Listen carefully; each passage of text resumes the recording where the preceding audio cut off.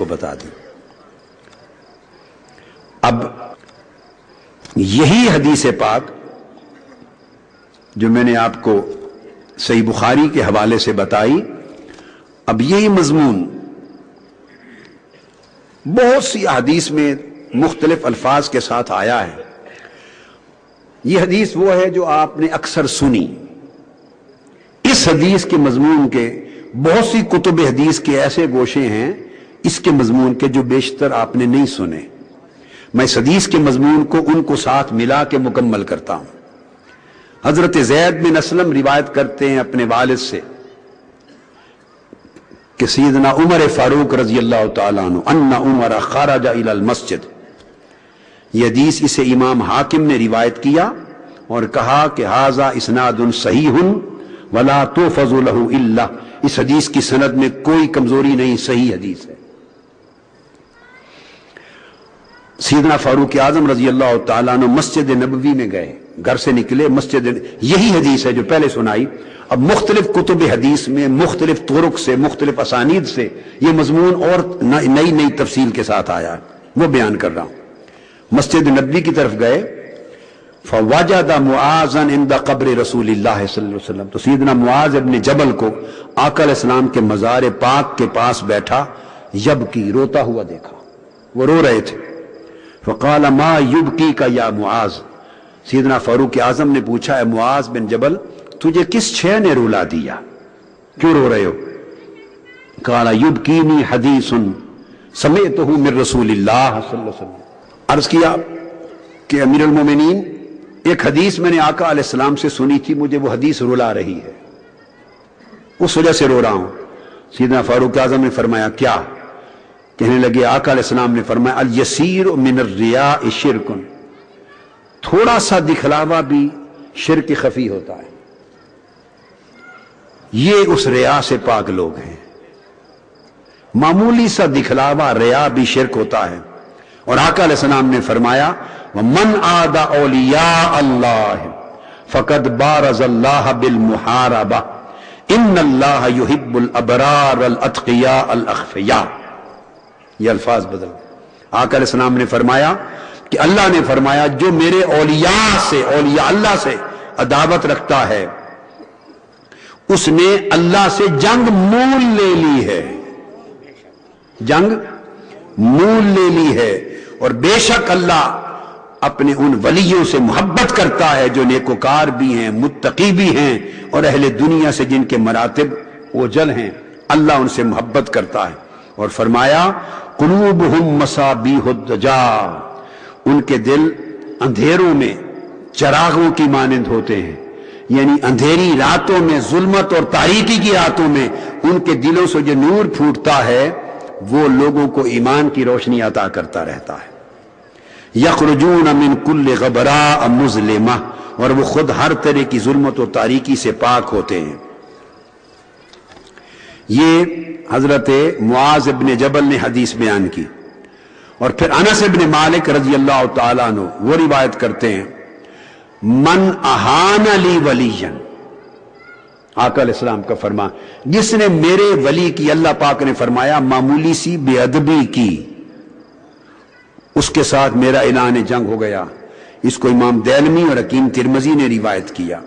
اللہ پاک نے فرمایا من آذ لی ولیا فقد استحل محارمی، جس نے میرے ولی کو اذیت دی، دکھ پہنچایا، اس نے میری حرام کی ہوئی حدوں کو حلال کر دیا، یعنی میری شریعت کی حدیں توڑ ڈالی۔ اور پھر فرمایا حضرت انس بن مالک نے کہ آقا علیہ السلام نے فرمایا کہ اللہ کا ارشاد ہے اولئک ہم اولیائی حقا حقا، یہ لوگ جن کے چہروں پر سجدوں کا نور اور حسن دیکھتے ہو، یہ حقیقت میں یہی میرے اولیاء ہیں۔ اور آقا نے فرمایا اللہ کی طرف سے بندے فَإِذَا لَقِيتَهُمْ فَاخْفِضْ لَهُمْ جَنَاحَكَ وَذَلِّلْ لَهُمْ قَلْبَكَ وَلِسَانَكَ، جب تم کسی میرے ولی کی بارگاہ میں جائے اور اس کے سامنے ہو تو اپنے کندھے ادب اور احترام اور تواضع کے ساتھ جھکا لے۔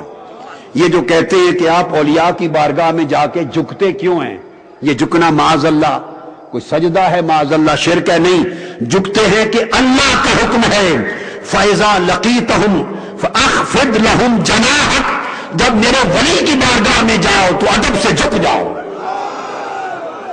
وَذَلِّلْ لَهُمْ قَلْبَكَ وَلِسَانَكَ، اور اپنا دل ان کے سامنے متواضع کر لو اور اپنی زبانوں کو بند کر لو، اور اگر تم ان کے سامنے ادب کے ساتھ جھکو گے نہیں تو وَأَعْلَمْ أَنَّهُ مَنْ أَهَانَ لِي وَلِيًّا، جو تواضع سے، ادب سے، انکساری سے میرے ولی کی بارگاہ میں نہیں جھکتا، وہ میرے ولی کی بے ادبی کر رہا ہے۔ تو پھر جس نے میرے ولی کی بے ادبی کی فقد بارزنی بالمحاربہ، اس کا میرے ساتھ اعلان جنگ ہو گیا۔ وبادعنی وعرض لی نفسی ودعانی الیہا، اس وہ کھل کر میرے سامنے آ گیا جو میرے ولی کے سامنے جھکا نہیں، جس نے میرے ولی کا ادب نہیں کیا، جو میرے ولی کے سامنے سراپا پیکر محبت، پیکر تذلل، پیکر خشوع اور پیکر تعظیم نہیں بنا، اس نے مجھے چیلنج کر دیا۔ اور پھر اللہ پاک فرماتے ہیں وَأَنَا أَسْرَعُ شَيْءٍ إِلَى نُصْرَةِ أَوْلِيَائِي، اور میں اپنے ولیوں کی مدد میں سب سے بڑھ کر تیزی کرنے والا ہوں۔ أَفَيَظُنُّ الَّذِي يُحَارِبُنِي أَن يَقُومَ لِي، میرے ولی کی بے ادبی کرنے والے، کیا تو یہ گمان کرتا ہے کہ میرے سامنے ٹک سکے گا؟ اللہ پاک فرماتے میرے اولیاء کی بے ادبی کرنے والے، کیا تو اس گمنڈ میں ہے کہ تو میرے سامنے ٹکا رہے گا؟ اور یظن ان یعجزنی، یا تو یہ گمان کرتا ہے کہ مجھے عاجز کر دے گا؟ اور یظن ان یسبقنی، یا یہ گمان کرتا ہے کہ تیری طاقت مجھ سے بڑھ جائے گی؟ فکیف وانا السائر لهم فی الدنیا والآخرہ لا اعقل نصرتهم الی غیری، یہ کیسے ممکن ہو سکتا ہے کہ میں اس پوری دنیا میں اور زندگی میں سب سے بڑھ کر اپنے اولیاء کی عزت کی خاطر ان کے ہر بے ادب سے انتقام لینے والا ہوں، اور قیامت کے دن بھی انتقام لینے والا ہوں؟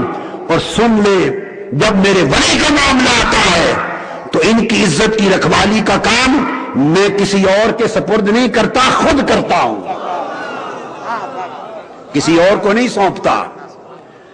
ولیوں کی عزت کی رکھوالی کا، ولیوں کی حرمت کی رکھوالی کا، ان کی عظمت کی رکھوالی کا کام میں خود اپنے ذمے لیتا ہوں۔ فرمایا لا اعقل نصرتهم الی غیری، ان کی مدد کرنا، ان کی عزت و حرمت کی حفاظت کرنا، یہ نہیں میں فرشتوں کے سپرد کر دوں بے تم خیال کرو، نہیں، سارے کام فرشتوں سے لیتا ہوں، مگر اپنے ولی کی عزت و حرمت کی حفاظت خود کرتا ہوں۔